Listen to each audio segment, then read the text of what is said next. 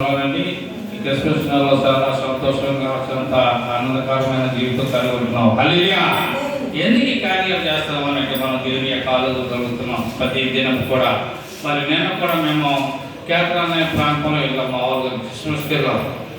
అయితే అక్కడ ఎన్ని క్రిస్మస్లు అంటే ఇక క్రిస్మస్నే క్రిస్మస్ అంటే ప్రపంచంలో జరిగే క్రిస్మస్ అంటే కొన్ని వేల సంవత్సరాల తర్వాత యేసు ప్రభు ఆయన పుట్టిన ఎప్పుడో ఆయన పుట్టాడు.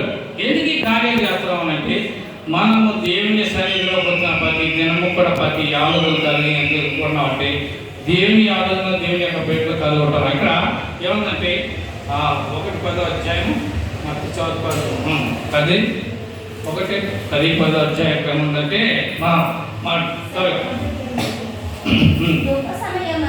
ఏంటి దోక సమయమందు ప్రజలు సమూహం అంతయు చేస్తుండగా ఏం చేయాలైనా ఏం చేస్తున్నారు అక్కడ మళ్ళీ చెప్పు అక్కడ ఇక్కడ ఏమంటే అక్కడ సమయమందు సమూహమందు చేస్తుండగా ఎవరు వచ్చారు చెప్పు, ఎవరు వచ్చారమ్మా? మీరు చూడకండి, ఎవరు వచ్చారు?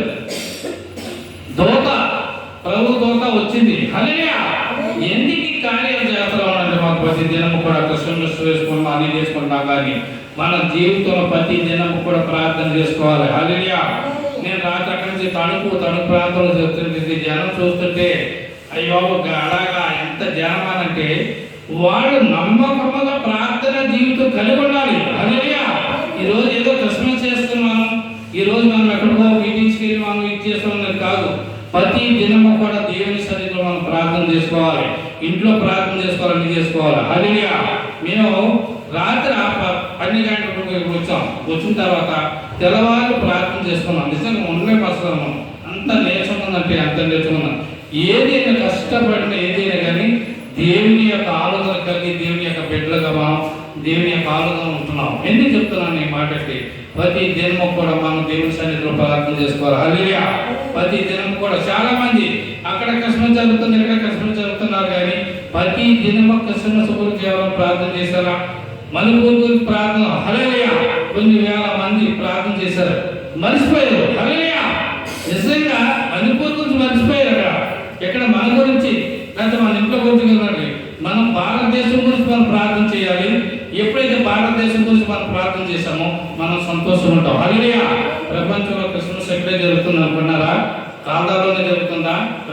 ప్రపంచ దేశాలలో జరుగుతుంది. మీరు యూట్యూబ్లో చూడండి, చాలా సంతోషకరంగా ఉంటుంది. ఇది అయిపోయిన తర్వాత మరి ఇంకో క్రిస్మస్ వస్తుంది. మనకి చాలా నేర్చుకుని మనం ఏదో 40 దినాలు అని చెప్తున్నారు. నేను విమర్శించి చెప్పలేదు, కానీ మన ప్రతి మనిషికి కష్టాలు ఉన్నాయి. హల్లెలూయా. కష్టం లేదు ప్రపంచంలో ఎవరైనా ఉన్నారా? మనం దేవుని యొక్క అప్పుడు దూత ఏ వచ్చిందమ్మా? వచ్చి అతనికి కనబడగా ఎవరు కనబడింది అమ్మా? ఎవరు కనబడింది అమ్మా?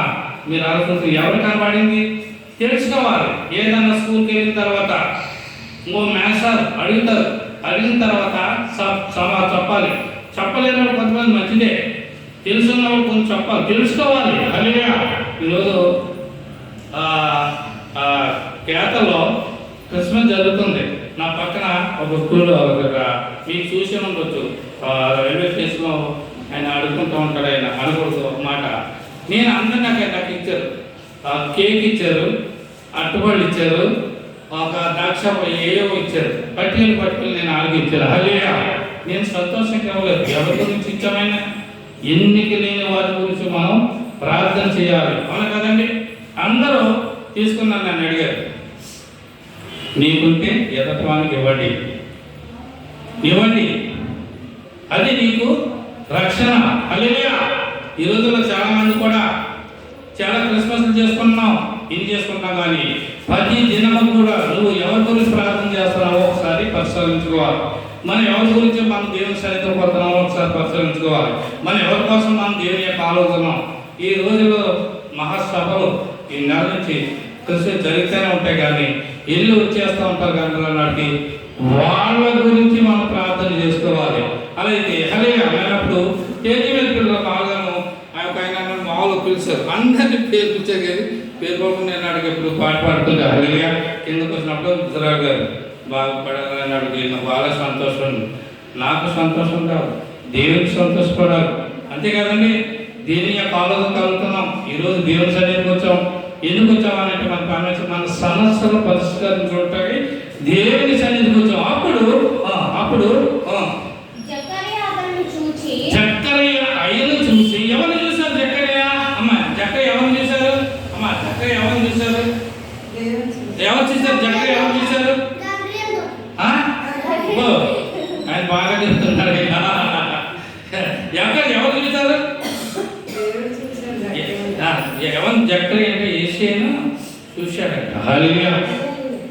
అంటే అంటే మనం గొప్పవాడు కాదు, పేరుకి కానీ మనం దేవుని ఏదో ఉన్నాము. అప్పుడు చూసి అప్పుడు తొందరపడి భయపడాడంటే ఆయన ఎందుకు భయపడ్డాడు? ఆయన దేని గురించి భయపడ్డా చెప్పండి. దేని గురించి భయపడ్డా అమ్మా? దేని గురించి భయపడ్డా? అక్కడ ఏముంది? అక్కడ ఏం ఎక్కువ నుంచి చెప్పు. భయపడి భయపడిన వాడాయను. అప్పుడు ఆ